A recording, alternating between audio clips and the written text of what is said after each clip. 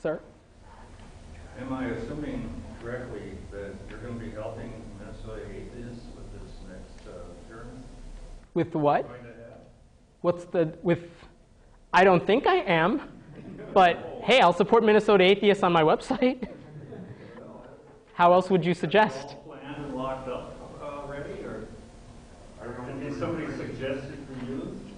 Which thing? What is the thing?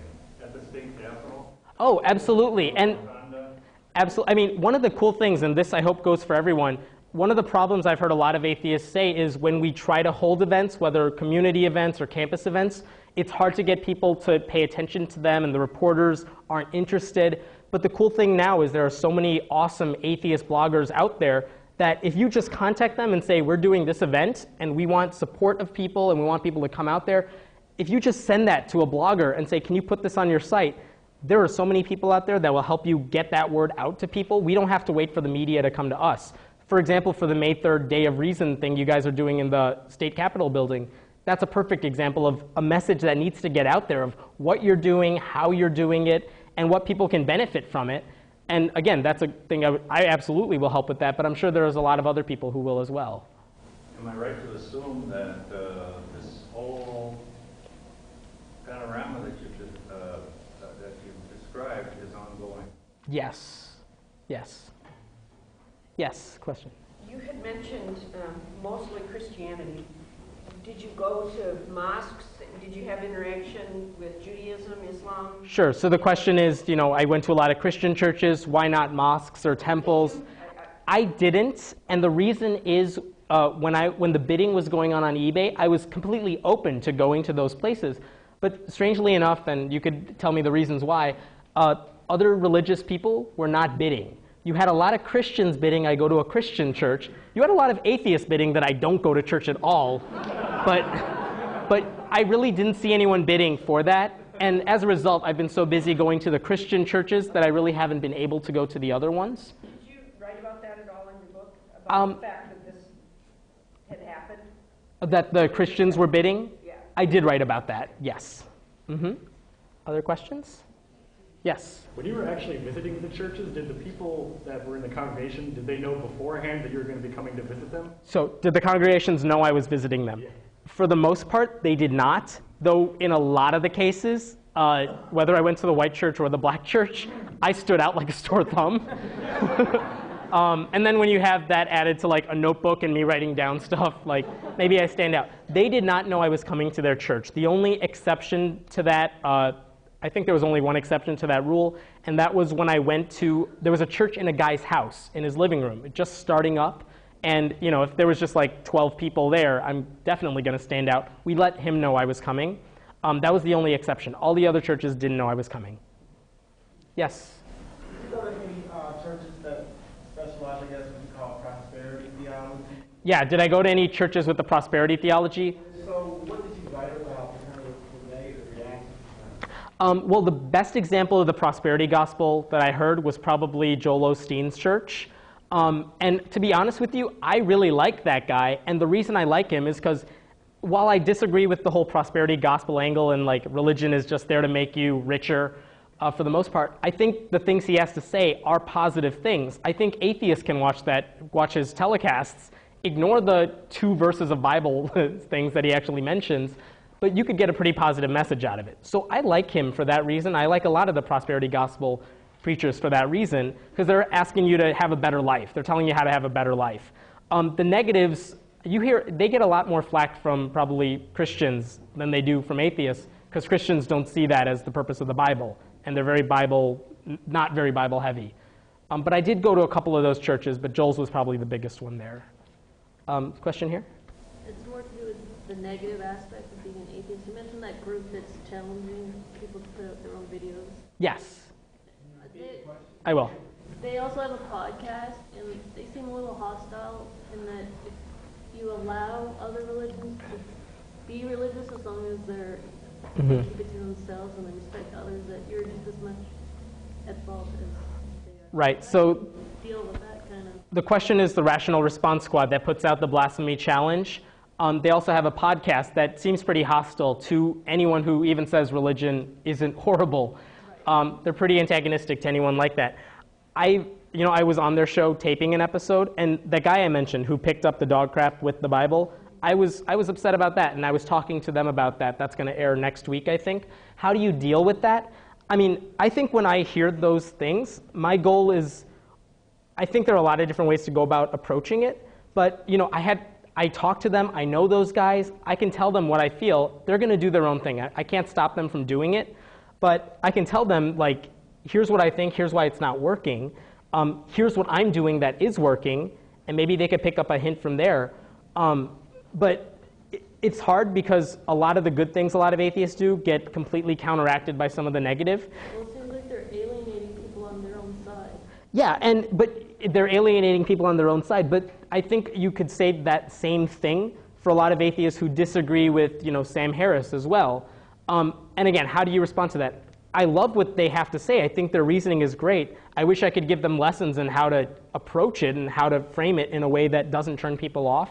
But again, they think that that's the only way it's going to work, because for the most part, until the influx of books from last year about atheism, there really wasn't a lot of attention paid to them. So they think that's the only way that works. I think if I can show them, for example, and a lot of other people can show them, that you can be nice to religious people while still attacking fundamental religious beliefs and things like that, if you could show them that it works, maybe they'll take the hint. What is that? That's the next book, yeah. Yes. You mentioned you were on somebody's radio show. I'm not familiar with this person. Is this a local show, a national show? How long has this person been around? Are you talking about the one with Kirk Cameron? Kirk Cameron, yeah. The Kirk Cameron show is called Way of the Master Radio. It's a national, I believe it's satellite radio. But on my website, friendlyatheist.com, there's a link to a media page, and you could download those episodes. But that show in particular is a national show. It has a pretty big audience, and it's growing, unfortunately. But that's that show. Okay, thanks. I just never heard of it. Sure, yeah. You may not have heard of them, but I'm almost positive if you watch enough atheist movies and videos and stuff, you'll see them in some capacity, even if you don't know that show in particular. Yes? Yes, I am Mark Welter. I teach world history and world religions for the University of Minnesota OLLI program. First of all, I compliment you on your refreshing, entertaining, thin, entering wedge Occam's razor. Have you ever heard of it? You're using it, and it's beautiful. Thank you. And I would only suggest that you may be operating too much within their traditional paradigm. And I would suggest, as long as you have their attention, try some real history on them. Example 1, the soul comes from the Greeks, the Hellenistic Greeks. It does not come from God. I'm talking historically. The soul is a product of the pagan Greeks. One interesting thing about that, teaching the Christians that I'm talking to about the history of things, one interesting thing that happened on the blog is, there was this controversy in big quotation marks, in California where the Easter Bunny was replaced in one county with the Spring Bunny. And the person who wanted this change to happen was a Jewish woman who was offended by the Easter Bunny. And so obviously atheists were the first ones to get attacked with this. But on the blog, when I mentioned that story on the blog, it was the Christians who were explaining the history behind Easter and how it has nothing to do with Christianity at all. So again, there is a way to get that message out. Now, this book's purpose isn't to teach Christians the history of atheism or where they're getting their traditions from, but through the blog and maybe through speaking to other groups, that is something I can incorporate. Well, you'd be, in my opinion, on more solid ground once you've got their attention. Right. You can't open with it. Then the idea of salvation, a second coming, comes from Zoroaster the prophet, who lived 1,000 years before Christ. He was, in their eyes, a pagan. Right. So you might refer to some of these things, and the best book ever written on all this is River of God by Gregory Riley. Solid, good stuff. So you might divert them to this. It's something, what you're saying is something I try to do on the website, and something I haven't had too many opportunities to speak to Christian groups, but they're starting to come. And when I do that, that is something I can explain to them. So that's exactly why I'm talking sure. to you. Trying to inject some Sure. solid ground that Actually, you may not be using. Sure. And if I can interject with one story that did happen, I didn't mention this. after I went to these church visits, there was one church pastor who I had critiqued on Jim Henderson's website and who had read the comments and appreciated the comments. And he said, you know, this is last summer now, he's saying, we're doing a whole series on the movie Da Vinci Code because it's coming out. And we want to do 4 weeks of sermons. 1 week about, you know, could Jesus have had a child? Could he have had a family? Things like that. How are women treated in the Bible? And he said the last week of this series, I want to do something about, I want to tell my congregation it's okay to have doubt because the church can answer your doubts. Now, this is what he wanted to say. But he said, who better to teach my church that it's okay to have doubts than an atheist? So what he did is he invited me, and this is a huge church that has 3 sermons on a weekend. He invited me to just sit on stage with him. He collected questions from his congregation beforehand, and he just said, this isn't a debate, this is a dialogue. We're just going to ask each other questions back and forth, and we'll try to answer them. There are some things we're not going to know the answer to. There are a lot of things we're going to disagree on, but we wanted to provide some sort of model so people could see what it's like to talk about this stuff without just doing ad hominem attacks and just, you know, being mean to each other. It was a really cool experience, and that's one of those types of opportunities where you could throw in those background. Just to wind up, the whole story of the resurrection is borrowed from the Legend of Hercules, who kept coming back to the Greeks. This is long, long, long before Christ ever walked. And that's something, I mean, just those historical stories. First of all, I would mention that a lot of Christians that I've been interacting with not only know those stories, they try to teach their Christian friends what those stories are all about. A single Christian say this. There are many, but that I absolutely will. We'll go on to another question, but yeah, I will definitely try to do that. I wrote a letter to a man who teaches at the St. Paul Seminary. I think we've heard enough from this. Let's keep going to the next question. Let's go into the next. Kirk Cameron, or some of these guys that are so aggressive respond when they ask you the question, well, have you ever lied? And if your answer was, well, no more than the God of the Bible. I mean, would that be overly aggressive or whatever? All you're doing is throwing it back. Right. Again, their whole point is... I know their whole point is to convince you that you're a sinner, but right. You can, just by asking questions, point the fact that the God of the Bible is far more human. Right. Well, you know, one of the interesting things is if you download a lot of their programs, you could hear a lot of different people react to those questions, because a lot of people know the questions are coming. How do you react to them? And they have a lot of interesting responses to them, but they just kind of blow off whatever responses you give them and just head on to the next question. One other funny thing is after I hung up the phone with Kirk Cameron, I didn't hear the show because it's on satellite radio and I don't have that, but I downloaded it that night from their website. And after I hung up the phone on their show, the first thing they said is, we just got off the phone, ladies and gentlemen, with a fool. Not our words, the Bible's words. And then Kirk Cameron dissed me for the next 30 minutes. It was like the greatest day of my life. But yeah, question in the back? Does the conversation ever turn to evolution? What about it? And do they finally bring it up and discuss it? Who? The people that you've been talking about, well, not what they believe, but what you believe. I mean, we do talk about evolution a little bit. I mean, I'm not a scientist. My knowledge of evolution comes from the Richard Dawkins books I've read, you know what I mean? But when it comes up and stuff, just trying to point them to real references and resources that they could use to understand where we're coming from. And again, a lot of the Christians that I talk to they don't know the same stuff. They don't know about the science that's going on. They don't know about how it's actually used. And there are many Christians who do believe in evolution, and they find a way to reconcile that with faith. Again, they're as mad about intelligent design as we are. But yeah, we try to bring it up. I try to bring it up on the website when I can. But again, it's a fine balance because I'm not the one with the scientific knowledge there. But one thing I do have is resources and that I could direct people to, and I try to do that whenever possible. It just seems like a topic you could discuss versus argue about. Absolutely, absolutely. I think maybe the last question here for you, man. Okay. Last question. Two more. Last question. I just want to say that, do you understand how some atheists can be angry atheists, people who, I lived in Washington, D.C. for 33 years. I had a number of black gays who were murdered because of their being gay. There is a homosexual in this audience who was almost beaten to death. He was in a coma for 2 weeks. And this affects all of us. People murdered, beaten to death in the armed forces, people driven to suicide, young people kicked out of their homes and are homeless.